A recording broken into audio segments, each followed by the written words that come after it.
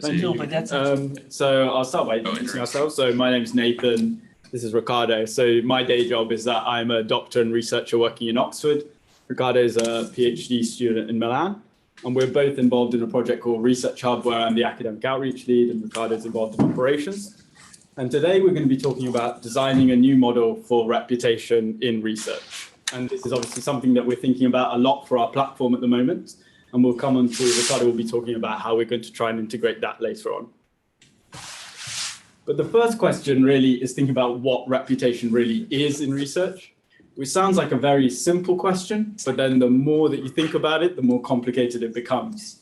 And the closest that I've been able to get to it is that actually the core about reputation is trust. Can we trust the conclusions that a researcher comes out with from their outputs? Can we trust their opinions within their own domain? And then does their expertise in their own domain give them qualifications to opine about things outside of their domain?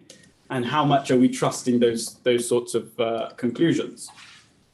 And the challenge here is that this is something that we all value individually in different ways. It's a very subjective criteria.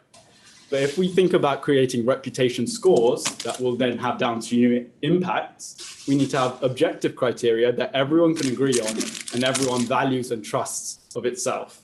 And this is the challenge that I want people to think about as we go through this presentation. So if we think about how reputation works at the moment, traditionally, I was taught that whenever you see a graph with lots of arrows going in different directions, it means that it's very poorly understood. And that's definitely true in this case. But my personal opinion is that the gatekeepers of reputation at the moment are the institutions. But if you come back a step for a second, think about it in terms of the perspective of the researcher. At the moment, in a publish or perish culture, I feel like your reputation is primarily determined by your quest for high impact publications, which then feeds through into research metrics, such as impact factor, H-index, conference presentations, publications, awards, and then some alternative metrics now using alt metrics like social media engagement. And these are now relied heavily on by funders. And that's where you get that link now between your reputation and your actual outcomes in your career with regards to funding that you obtain. But then also the institutions rely on it heavily when they think about providing professorships, tenure, etc., jobs. Now, the very fact that you people are in this room probably means that you're aware that the current reputation system has flaws. And so I'm not really teaching you anything new here, but I can just go over some examples. So citation metrics can be gained. So for instance, you can cite yourself. You and your friends can give yourself authorships on your respective papers and thus gain citations for everyone involved. And then thirdly, there's things like review articles that take far less time to put together than an original research over a period of years, but often get cited ahead of the original research articles themselves. Secondly, there's the predominant influence of institutional prestige, like I was talking about in the previous slide. And this has strengths and weaknesses. And again, it depends on your own personal perspective as to how much you value this. But if we reference back to Vitalik's talk from yesterday, one thing to keep in mind is that institutions that have survived over hundreds of years in many cases will have done so by being quite conservative in their approach. And that translates into how they view what they fund and how they try and maintain their reputation. And if we're trying to optimize for innovation, that's not always going to be the right thing to do. And then finally, reproducibility is not incentivized in any way. And that's because our current reputation system values novelty above everything else. And so your incentives as a researcher in your career is not to reproduce someone else's results. You need to come up with something else that's new. And I feel like especially that third point creates a situation in which fraudulent results and cases like this are incentivized. So this is the case of Dr. Piero Anversa, who was a professor at Harvard's Brigham and Women's Institute. His lab became very famous a few decades ago for the bold claim that there were c-kit stem cells capable of cardiac regeneration within the heart. And almost from the get-go, it was impossible to replicate this finding despite many efforts in many other labs. But that didn't stop Anversa's lab from building an entire career on that result. And it was only recently that multiple retractions had to be made and Brigham and Women's paid $10 million in fines to the federal government. So that's just one example in which the current system is incentivizing bad behavior. If we shift gears and think about good behaviors that we want to incentivize, we're always trying to talk about encouraging open science and open access, etc. But again, if we're valuing novelty, then it's just too much of a risk to put your science and methods open access for everyone to look at. And there's just no incentive for doing so. There's no good karma other than, everyone holding hands and singing Kumbaya for someone to actually do that. So if we want to incentivize open science, we need to align the incentives in a way that good behaviors are rewarded. So the question that we're thinking about is, can we create a new reputation score which incentivizes the behaviors that we actually want? Like all the cool kids now, I just start by just asking ChatGPT what it thinks. So here I asked ChatGPT to act as a developer, and I asked it to create a reputation algorithm for my platform for open access research, accounting for important factors contributing to reputation in research, while also including factors for rewarding open access behaviors and reproducibility of work. And as you can see, I would completely ignore the weightings that it gives, because this is a good demonstration of how ChatGPT doesn't actually understand the concepts that it's relaying to you. But it's included citations, H-index, altmetrics, but then it's also created these two other new entities that I asked it to create: open access participation and reproducibility. Why would you ignore the weights? Well, because I've had to play with it, but basically, depending on the hierarchy of how it listed it in the beginning, it just creates sort of factors in that order. But I can explain that in the questions in a bit more detail later. But okay, so in terms of open access publications, so how has it actually understood that? So it's created a factor of open access publications over total publications. And then for reproducibility, it's created a joint score using data availability, open source use, replication, and transparency, each of which I've looked into in terms of how they're defined, and I can talk about later. But you can see already, like, we're coming up with something that's a little bit more reliable than just your traditional H-index. So here I wanted to add in a negative factor. So I said the number of retractions a researcher has should impact their score negatively. And what it's done is it's created that retraction score, given it a weighting of 0.05, and it subtracts it from your total score from the positive inputs. So just to end this section of the talk, I wanted to highlight another aspect worth considering. We're always talking about wanting to encourage citizen science, and there's huge amounts of enthusiasm from lay people to get involved in academia, and many people have done a bachelor's degree and then moved on to industry, but they still wanted to do science. They just needed to get a different job. And these citizen scientists' contributions should be rewarded and should be attached to their reputation, even if they aren't aligned with an institution. But we need a structure for this, or by the use of the analogy in this left cartoon. So if you've got all these people on the edge of a cliff waiting to help out with paddleboards, that's great. But without structure, we will create a situation like the lemmings in the right image, where you just lead people off the edge of a cliff into an abyss. So with that, I'll pass on to Riccardo. So we spoke about how important reputation is in the current academic system, and so maybe let me spend a few minutes talking about what ResearchHub is doing and how we could potentially try to solve some of these issues on ResearchHub. So ResearchHub was founded in 2019 by Patrick Joyce and Brian Armstrong, and the mission of ResearchHub was since the beginning that of accelerating the pace of scientific research. Now, accelerating the pace of scientific research is something really complicated because the academia machine is also an intricate machine with different elements that are intertwined between each other. And so one of the first things that ResearchHub wanted to start from was creating an open forum for discussion for scientists, so that scientists and researchers come online and share their ideas, comment on each other's papers, but also be rewarded for their contributions. And so I'm pretty sure most of you know what Reddit is. So you can think about ResearchHub as a Reddit for science, where basically you can create content, you can create original content, but you can also share the articles that you're reading. You can comment on the articles, but after that, you can also be compensated basically for the contributions that you give to science. So let's say, for example, that you're leaving a comment that is really interesting and other people upvote or tip you for the content you're providing. Or let's say that you are in a lab, you have a problem, with a protocol they're trying to reproduce. And so you want to ask questions. And so you can put together like a, small sum of tokens and, put it in a bounty that you can basically have other people fulfill and basically help you. So it's a platform where you can share research articles and also, request services and provide services to people, in the scientific domain. And so if you create a platform like this, you obviously, you're putting people online, you're putting a crowd of people online that want to discuss science.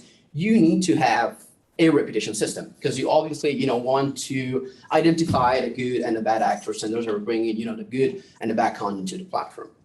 And so how it looks now is something like this. So if you can have your own profile, you can put your affiliation, so, religious, the traditional academic setting.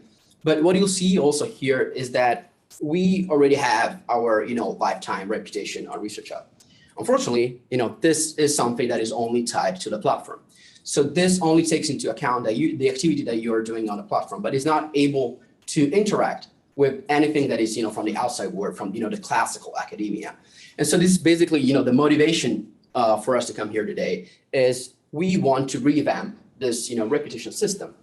And we wanted to do it in a way that is also, different from what we, have here, that is only one score. And what we have in academia is normally, the score of like the H index and the citations.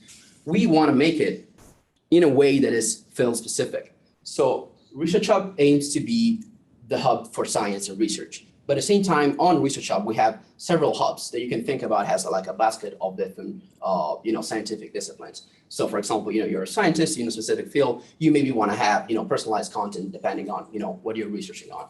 And so you have the ability to do so. But right now, the reputation that you have, you kind of like carry it in the different hubs and there's no differentiation. Just to give you an example, I'm a bioengineering student. And so, most of my reputation will probably, be higher in the fields of like engineering and medicine. Well, be, definitely lowering like economics and psychology. There's no way for us to do it now.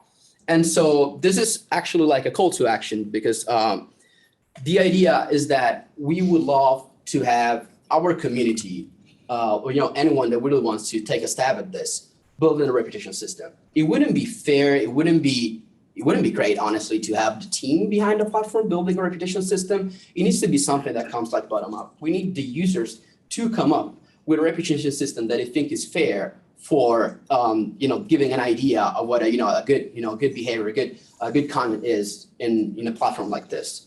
So the idea that we came up with is basically, building this hackathon, creating this hackathon where you can decide how we should build our reputation system. And so what we're asking you is basically, to create an algorithm that takes into account and factors in the different elements that obviously, some of this are already present in academia, and Nathan, talked about it already, but maybe there's some elements that we're missing. And so we ask you to, factor in those elements as well, so that we can look at something new, something that can be transferable and something that can be composable. There's another important element that I want to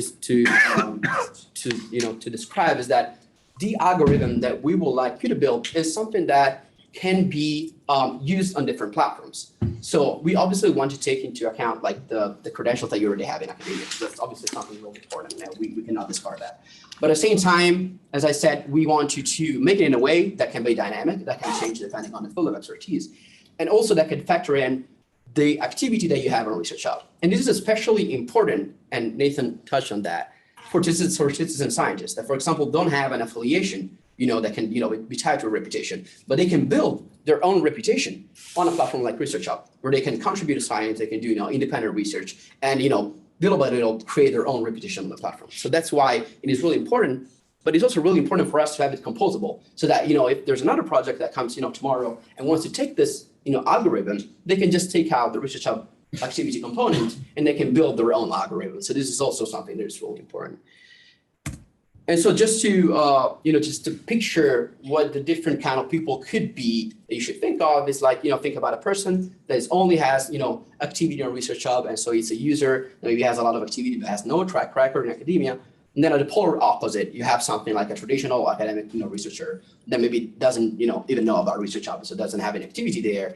And then you have the third person that could be me, could be Nathan, that we have some, track record in academia, but we're also really active on the platform. So these are the three, main people that you could think of when you're building this. And yeah, I wanted to conclude, just, wrap up and, summarize what we said today. So scientific reputation, we know how vital it is for academia in general. We feel that there's still something that we're missing, and we'd like our community to tell us how we can make a better algorithm. So hopefully, this is an opportunity for anyone that want to be involved to do so, participating in our hackathon. And yeah, lastly, obviously, like if you want to get involved in general, like if you want to follow us, we're on Twitter, we're on LinkedIn. Obviously, like if you want to kind of like get your hands dirty and contribute to the community, we also have a Discord where you can get in touch with all of us. And yeah, I think that's all for today. We're more than happy to take any questions you might have. Thank you.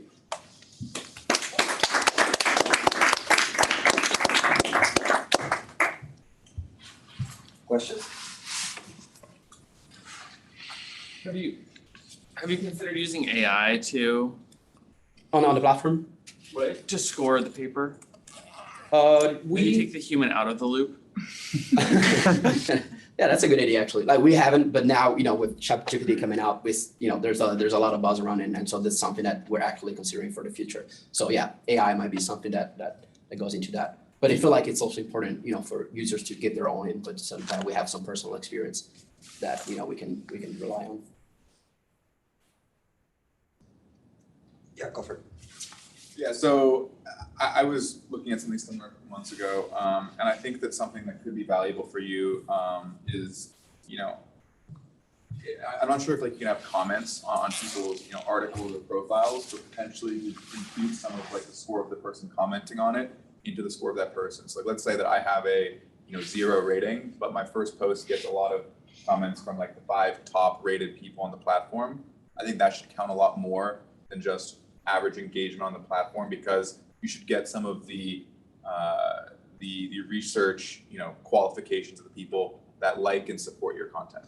Yeah, so at the moment, especially, we have an upvote system, upvote and downvote for different comments and papers and things. And your current reputation score on the platform will have more weighting with the upvotes and downvotes. Yeah, so okay, good.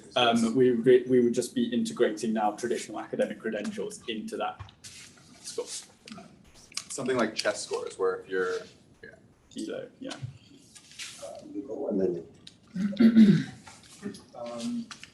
I'm wondering about a criteria for the algorithm being transparency. I think I went on the ResearchHub website now trying to find what is the current algorithm for the reputation score, and I couldn't find it. I could look into the source code, I guess. And so I'm just suggesting that it could be a transparent thing in which if you witness, oh, this is a score, well, you could get an explanation of how it is derived and also obtain the logic. A further question is how could it be so that it is interoperable in general, in that why make an algorithm that is strictly ResearchHub specific? Why not include other platforms such as Open Review for machine learning stuff, or other platforms of collaboration and peer review, and maybe have a specific sub version for ResearchHub. So I guess that's not really a question; it's more like a suggestion for participants in creating scores. Yeah. I can take the first part, and then Riccardo, I think the second part is probably more relevant to you. But I definitely agree that we should have a transparent algorithm and what's gone into it. But also, I think we could also have the submissions that have gone into this hackathon actually make a sort of section where we discuss, how we prioritize different submissions, what we looked into, so that this is something that is very much a kind of participant-led endeavor rather than a centralized decision. And yeah, and this is the primary reason, we want to make this transparent. We know that, until now it hasn't been, so this is basically our opportunity to do so and allow people to actually, build this and make it transparent so that everyone can actually see it. And for the second one is actually, you make a great point. And we are not restricting you from basically factoring whatever you feel it is compelling for, building their algorithm. So you're saying, why not building a general one and have a sub? This is kind of what we're trying to do.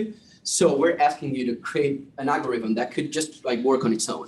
Even if you take out the ResearchHub activity, should just be a general algorithm that you think it is good for science, and maybe has that dynamicity of like being able to change depending on the field where you're looking at a profile of a person.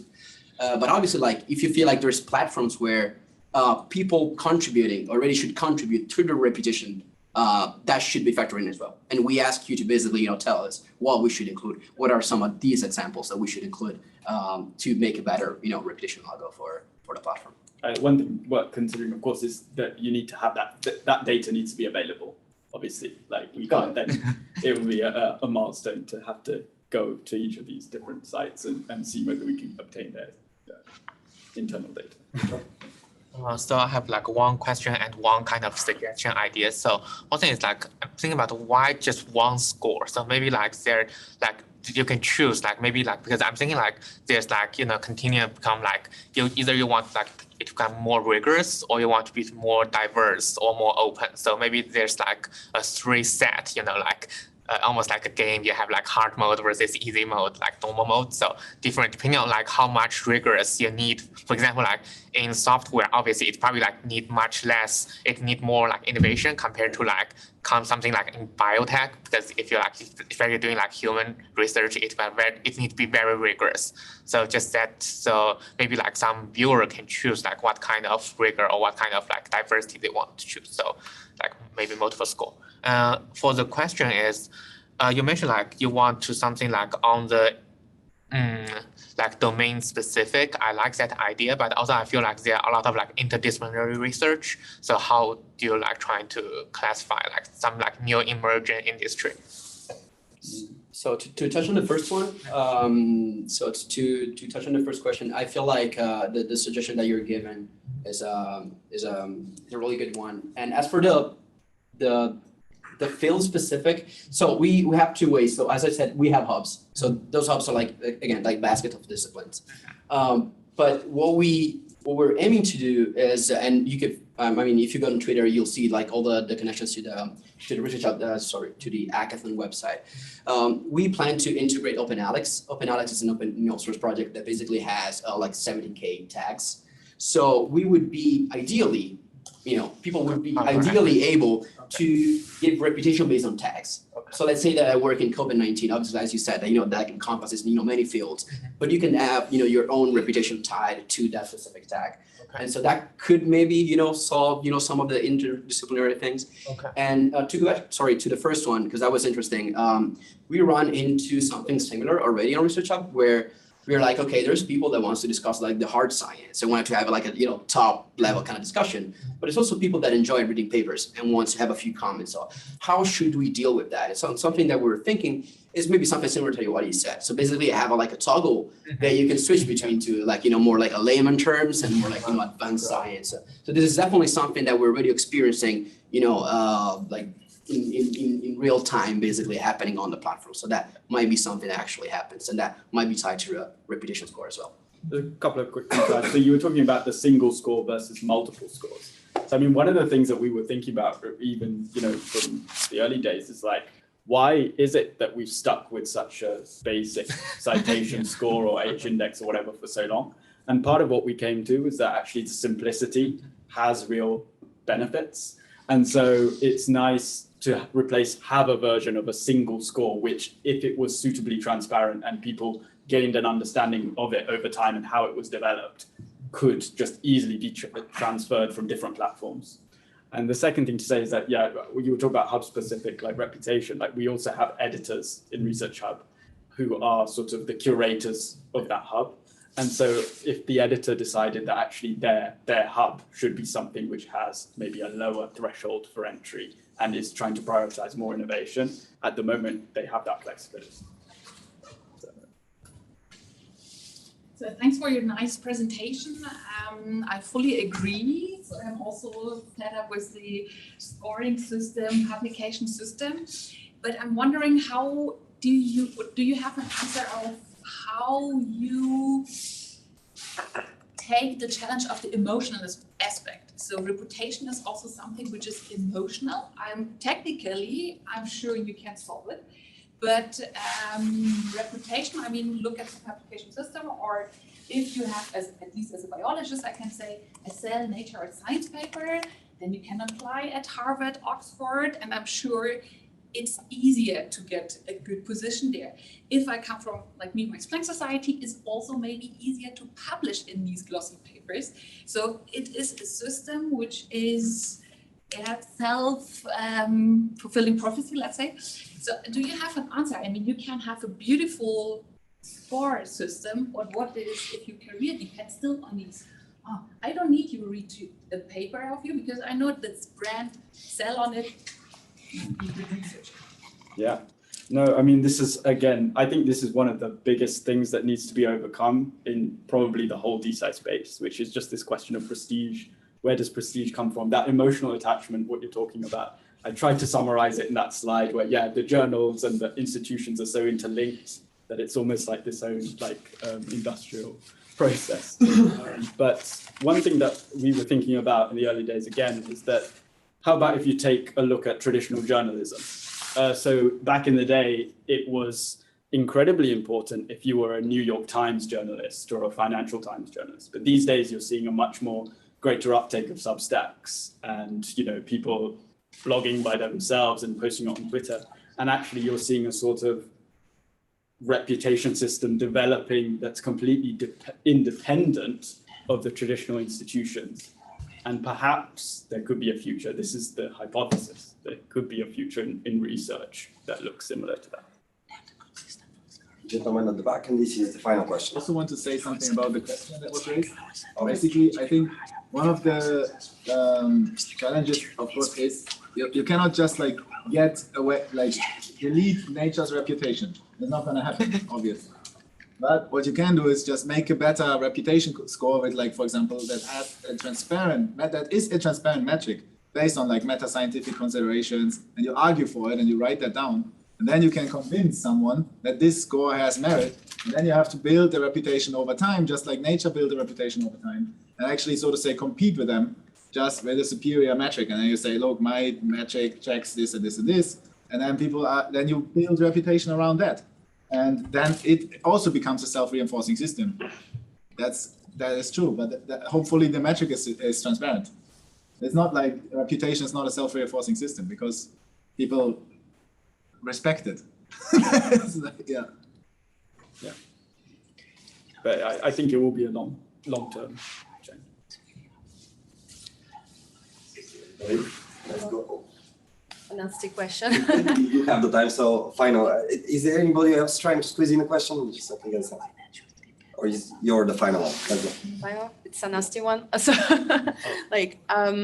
how do you see? So, I want you to understand, your reputation system is something that you imagine to be transferable to, the academic world, and basically, if so, how do you get rid of all the biases coming from the fact that all the identities are revealed on your platform? I know who you are, where you work, who you work with.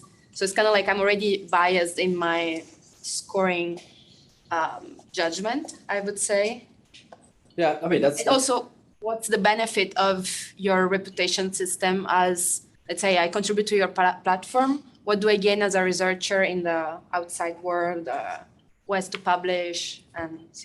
Yeah, so as for the first one, we already had a few people, mentioning pseudonymity as one of the things that we'd like to see on the platform. So maybe that is something that we could potentially bring on the platform. Obviously, when you talk about pseudonymity, it's also important to still find a way to recognize the good and the bad actors. So this is something that we have to keep in mind. But that is definitely something that we are planning on because it's been requested a lot. So maybe that could. What is being requested? The anonymity or? Yeah, it's by users. They are asking for pseudonymity on the platform. And we already have actually a user that is anonymous and is providing a really good content, is the editor of the artificial intelligence platform. And we have already that happening on the platform. So potentially that could be expanded even more. As for the second one, that kind of ties back to what he said, it's about setting the wheels in motion. So maybe we create this reputation algorithm and it's only useful for us, but maybe, and hopefully it's also useful for others, and others recognize that maybe this could be taken into account where you're doing a holistic evaluation of a person as a researcher. And so maybe you don't want to take into account only the traditional reputation that has been, instructed by academia, but you also want to factor in something else. So maybe this could be a good alternative that you can evaluate, people on. You imagine it from the perspective of a citizen scientist. At the moment, they have no credential whatsoever. But let's say that they spot someone on ResearchHub who also happens to be in a hiring position and say, well, okay, I don't have any academic credentials, I haven't published anything, but this is my rep score on ResearchHub. It will mean something more than what they've got at the moment. Interesting. Thanks. Can I squeeze in just a very small question? You can Rexy, We'll be we're around. come ask it if you want, or you can go on the Telegram chat and engage with the speakers. So they've been given the link so they can be available. Or there's a form to register interest for the conference. I've seen